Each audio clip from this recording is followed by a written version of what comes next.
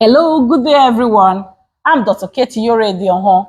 I'm a consultant and aesthetics intensivist. I want you to know me in case there is something that we can do together.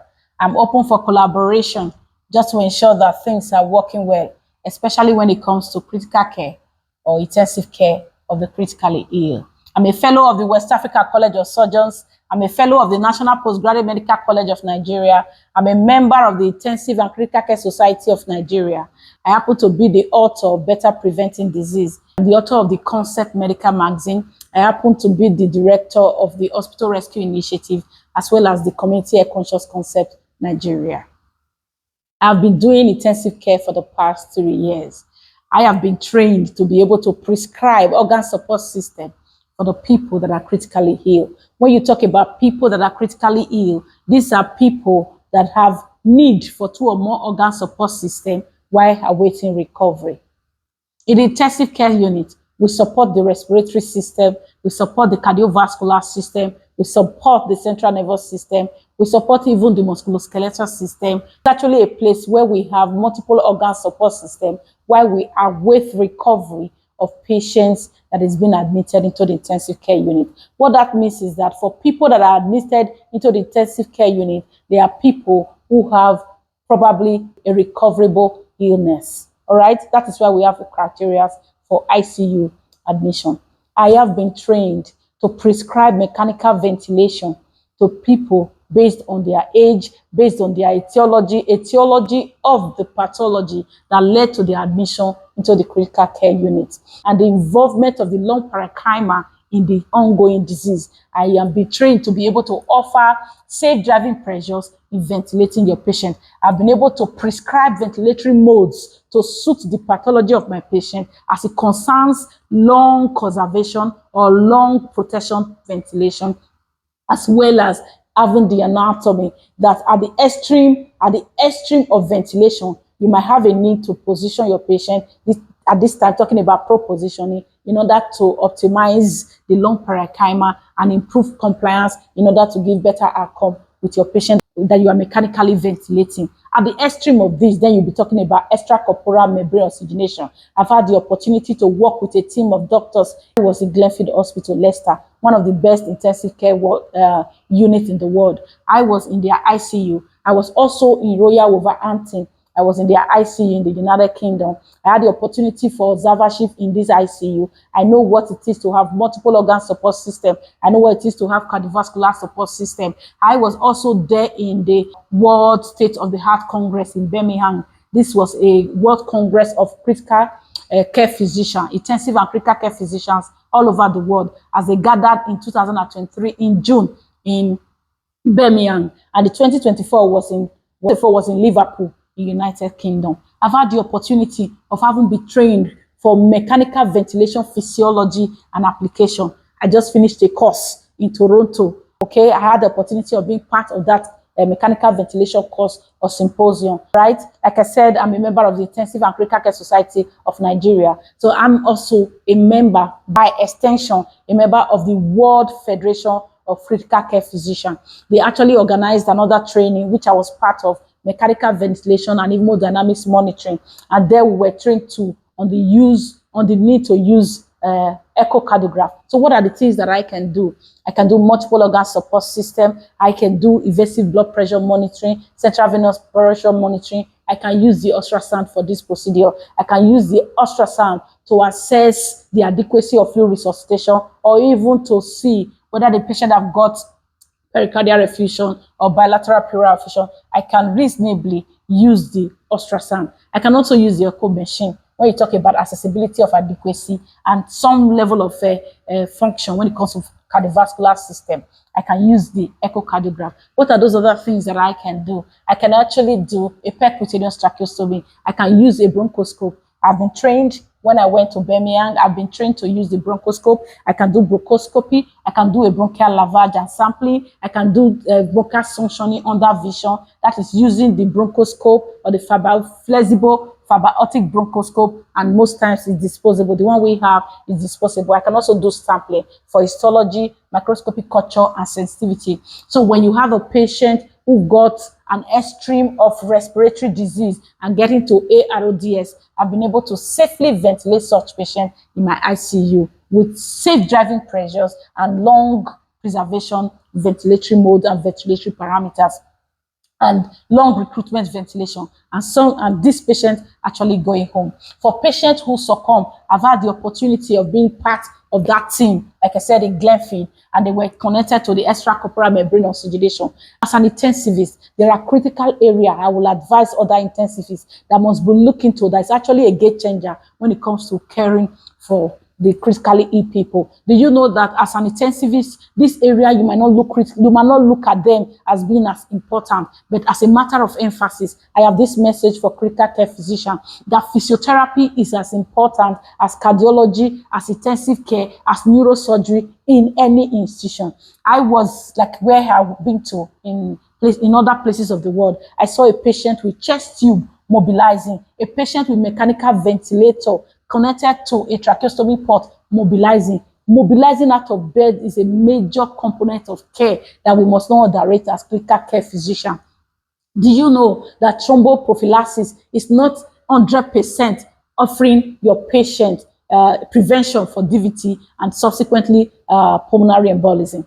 If you must completely rule out pulmonary embolism, or if you must completely prevent pulmonary embolism in critically ill patient, you must be determined to mobilize your patient as soon as possible. Putting everything together to ensure that your patient is off the bed is another class of care. Except it is contraindicated, nutrition is also as important as every other area of medicine in terms of caring for the critically ill patient. What do we do in the intensive care? In the intensive care where I've worked, we do neuro support system. After a major neurosurgery, we help our patients recuperate, and we talk about care that you offer to control the intracranial pressure to ensure that to all extent we prevent secondary brain injury. You must be ready to offer clinical care that will prevent raised intracranial pressure. In order to prevent secondary brain injury, you must ensure that your patient too is well oxygenated so that hypoxia cannot come in, acidosis will not come in. I understand the fact that you might do some permissive hypocapnia in order to control intracranial pressure, or that we do. Your patient, we are able to support the cardiac system, all right? For the cardiovascular system, inotropic support. When it is sepsis, we know what to do. When it is cardiogenic shock, we know what to do. When it is hypovolemic shock, we know what to do. We are able to adequately support select inotropic, chronotropic, and vasoactive substances to meet the demands of our patient when it comes to cardiovascular. And again, we have an intervention. I've had the opportunity of working in a place where we have a functional interventional cardiology. Like I've worked in a place where there is functional cath lab, and then I've seen prompt intervention in doing intracardiac interventions radiologically, when you have to do stenting, you have to do thrombolectomy, and many more. And we also do non-invasive non-invasive monitoring, where we talk about the capnography. I am able to use capnography to make diagnosis and also to monitor my patient. I have worked in some ICUs in Nigeria. I've had the opportunity of working in the ICU in the Jos University Teaching Hospital. I've had the opportunity of working in the ICU in the University College Hospital in Ibadan, where I did postings. And then I have the opportunity of working in the ICU where I am now, where I'll give it to the center where I am now, because it's a center that supports human development. In fact, I have been involved in some researches because of what we have done. We have the opportunity of managing a patient with malignant hyperthermia that was referred to our patient. I'm writing a case report on that. And I've had the opportunity of managing a sickle cell disease patient with acute cerebral syndrome who actually presented blind, deaf, and aphasic. Okay, now all these were reversed. I'm actually working on a case report in that regard. I'm working on a research too. Best us as one independent risk, okay, that compromises the outcome of sepsis in the elderly. I'm looking at that, and I'm putting a lot together to ensure that works. Okay, talking about human capacity building, I've put in time to be in conferences of the world. I've had a course of continuous renal replacement therapy. I was trained by Sundarbet, and I have a certification to that effect to be able to prescribe and offer the treatment using the continuous renal replacement therapy. using the Prisma Flex machine. And this continuous renal replacement therapy offers a better renal support to the critically ill compared to the regular hemodialysis. This is because the continuous renal replacement therapy is soft on the hemodynamics. It is slow and it takes a longer time. Because it is slow, critically ill patients who cannot tolerate significant hemodynamic shifts are able to tolerate continuous renal replacement therapy. Like those world-class ICU that I have observed, like I told you, they are able to give renal replacement therapy. The intensive care physician, they are able to offer that. They don't need to wait for nephrologists to be able to prescribe that. They give it to patients post major cardiac surgeries, post major neurosurgeries, just to support while awaiting adequate post-op recovery and optimization of such patients. Coming to intensive care. Intensive care is in my blood. It's something that I have loved to do. If we all abandon the care of the critically ill in our nation because of what reward we are going to get, we are going to leave this nation in the hands of nobody. And because this is our fatherland, we've got no other place but Nigeria that I love. We will keep empowering ourselves to be able to give quality of care. It is very expensive, I tell you. You putting your money together, your hard-earned money together, converting them into foreign currencies to be able to get trainings, to be able to get experience and exposure in order to impact the health of the critically ill in your nation. It's a lot of sacrifice. It is possible that a lot might not see it. A lot of people, a lot of institutions, a lot of employees might not see that. And for you who know how much you are putting in, you must give it back to the community. You must give it back to the people so that the satisfaction you get from people turning around from a critically ill perspective to one who is now going to the world and then to their homes. That is the satisfaction. That is the satisfaction and the reward that you get as a critically ill physician. As a critically ill physician, I put before you that critical care is like a calling. This is because it is very demanding psychologically, it's very demanding emotionally, it's very demanding in terms of your knowledge. There's a thin line between critical care and the other side. And so you must be sure that you're at your best at all time. You don't leave it to chance. You don't leave critical care to chance. You must be on top of your game at all times, because for every slip or for every mistake is going to cost you something you might not be able to get back, because there is no physiological reserve in the critically ill. In coming to the critically ill, you must know that the critically ill individual or the critically ill patient are one that are having multi-drugs. If you look at the prescription paper or prescription charts of the critically ill, you see multi-drug. They are polypharmacy. You see a lot of drug. If you must be a successful physician, you are the one that will look at the drugs of your patient. You must ensure that you have studied their drug-drug interaction. Otherwise, it is possible that the patient you have in the ICU is manifesting the side effect of the drugs you're giving them if you're not careful. It is also possible that you'll be giving drug to the critically ill and there's another drug that you're giving that patient that is counteracting the effect of the other. So what do you do? As a critically ill physician, there's another part of your patient's care that you must pay attention to.